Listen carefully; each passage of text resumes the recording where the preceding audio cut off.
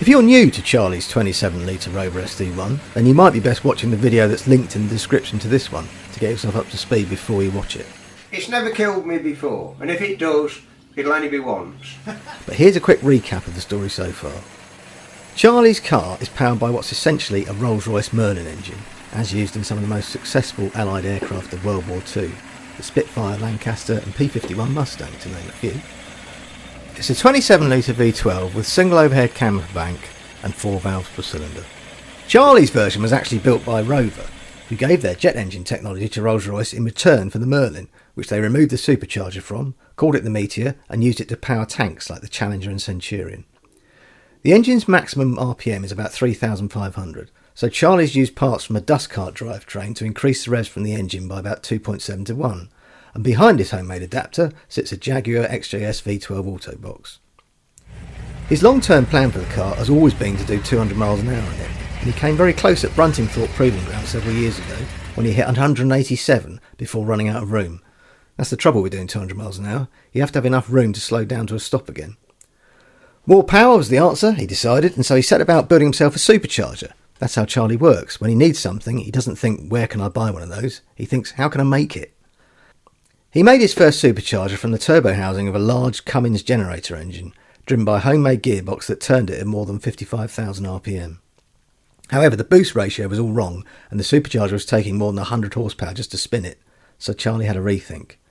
He had a custom, much larger impeller made, but its corresponding housing was now too big to fit on the engine, so the new blower had to be mounted on the car's chassis, which is where we left off.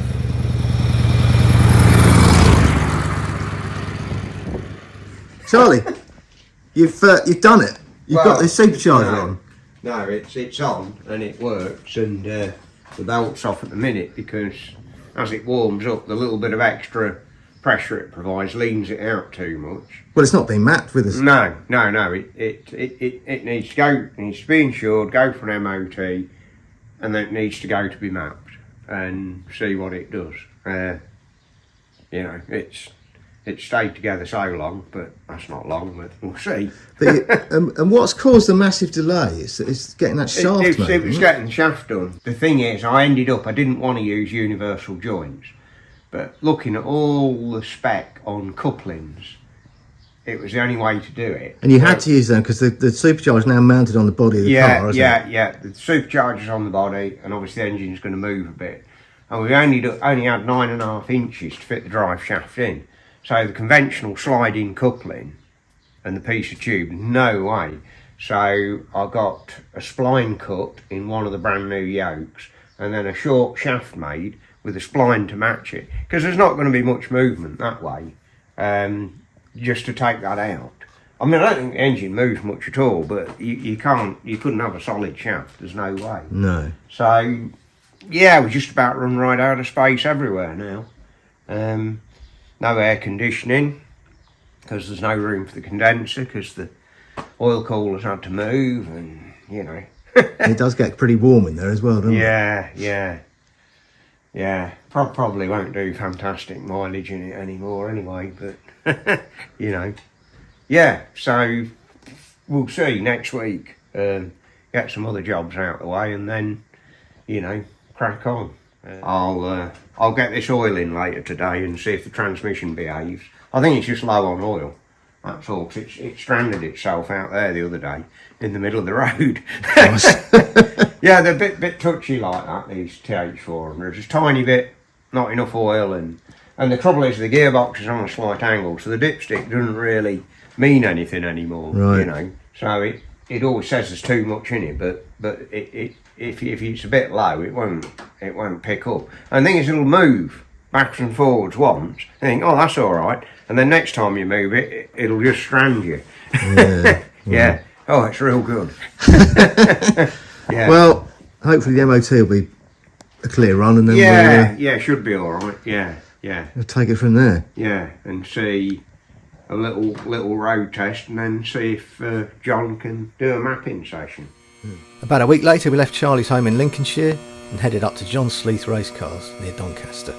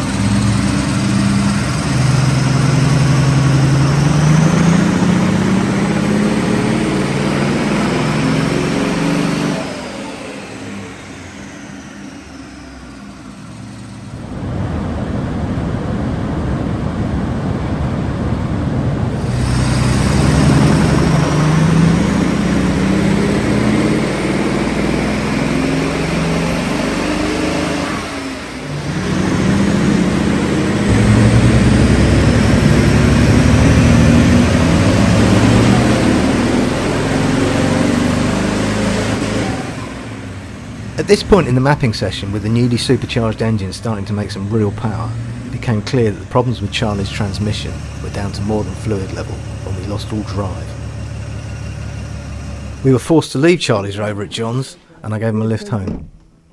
Yeah, So, sure. it went well, but there's a bit of a problem with the gearbox. Yeah, a bit of a setback. And I've rebuilt that gearbox twice, and the other one that I think I rebuilt it once. It's the other one's not as highly modified for spare.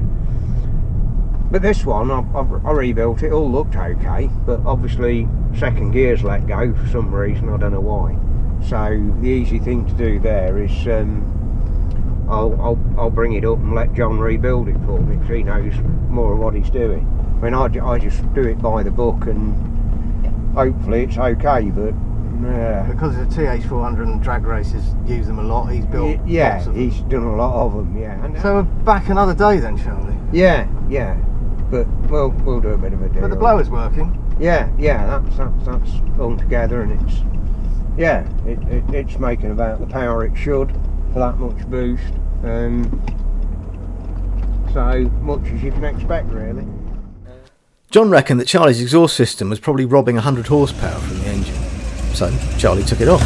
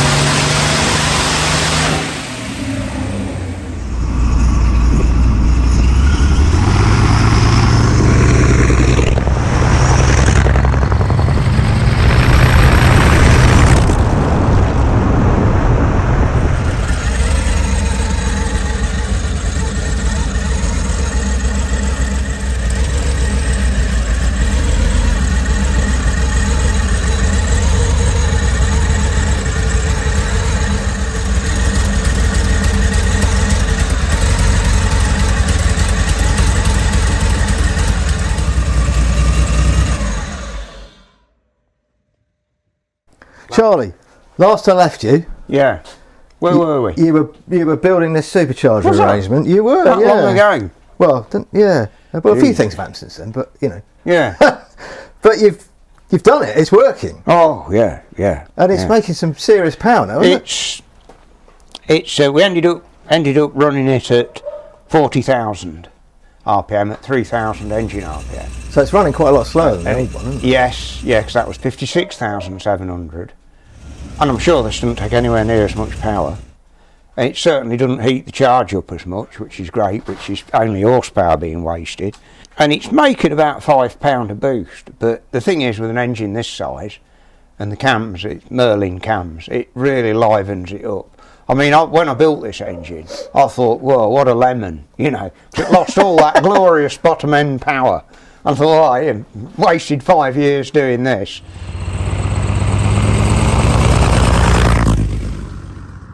And as soon as you get, like, the correct bit, the correct map, everything, yeah, it's there.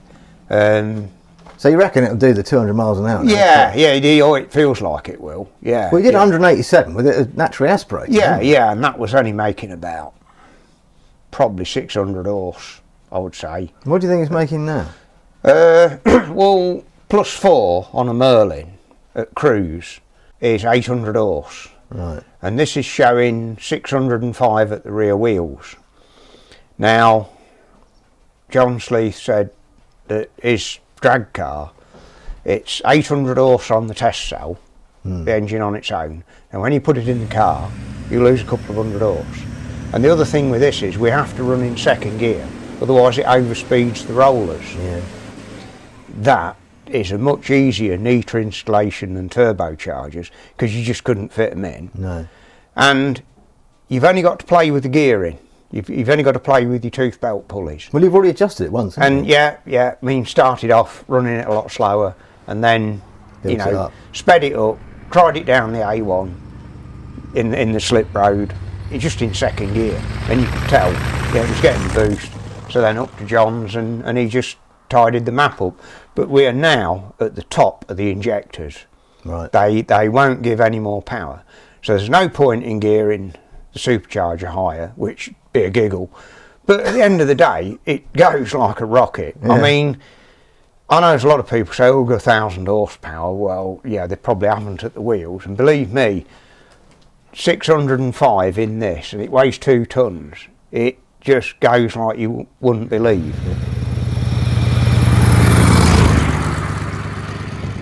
It really does. I mean, I'm thrilled to bits with it. It's took me all this time to get to here. Yeah, it's been a long journey, hasn't it? Yeah, it has. When did you start building this car? Well, the first Meteor engine was 1989, I think. Quite a while. I think 1989, yeah. And I made a mistake because I bought an engine off a company up near Newark who said it was a running engine, but it didn't run very well. And when I got it home, it was just locked up solid. It had water in it. 7 of the head studs were broken. The blade rod bearings were all shot. And I hadn't got any money back then. What's a blade rod? Well, it's fork and blade big end. So you've got like an arrangement like that. So the bore's a mirror image because you want to keep the engine really short and compact for aircraft. And I ended up, I remetaled them myself, rebored them, ground the housings. Yeah, just like that. Easy. Yeah. Thanks to Melton Mowbray Technical College and their cylindrical grinder. Yeah, and refurbished them myself, and saved about 800 quid. Yeah, so that was that engine, which even then it always burned quite a bit of oil. I think it was the left-hand bank that smoked a bit. Right. And then when this engine came along, really as a scrapper, it was just a shock when I opened it up to find it was in quite good condition. Still needed to find another crankcase and a few other bits. And you notice on the comments, there's a lot of people on there, they keep cribbing on about the exhaust manifolds. Well, I don't tend to invent much myself, believe it or not. I look at what's been done before. And if you look at the manifolds on a Halifax with Merlins or a Mosquito Night Fighter, you'll see a very similar manifold. It's called a saxophone manifold, and it just has 2 big fishtail outlets. And in any case, with a supercharged engine, you're not worried about a bit of back pressure. You're not looking for that negative wave. The engine was never designed like that. So, that's the answer to that one. Yeah.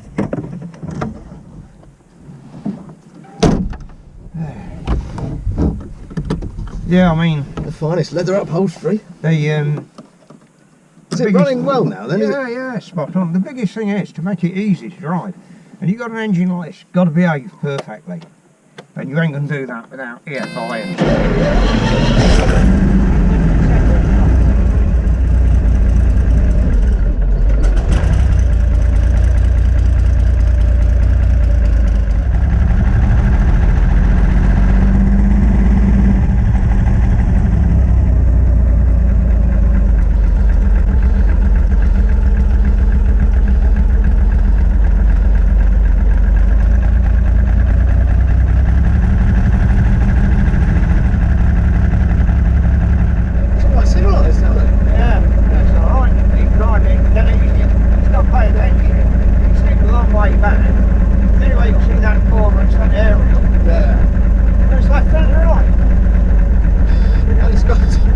Supercharged 27 litre V12. Oh, yeah.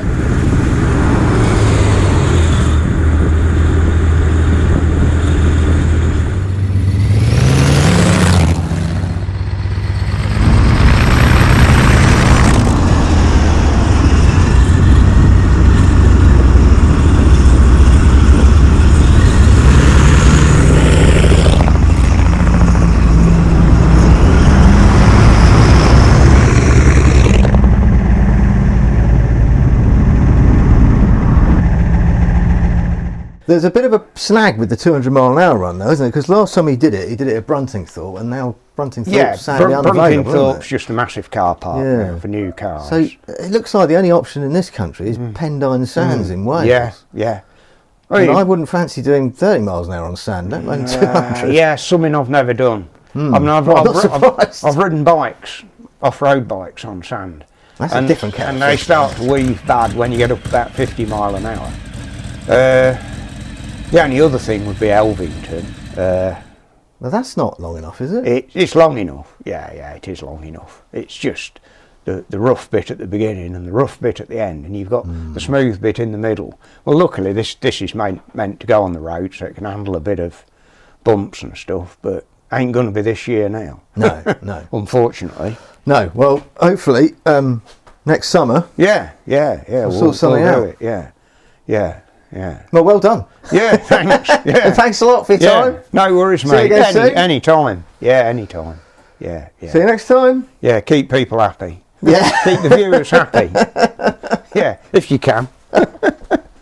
Brilliant. That'll do. Yeah.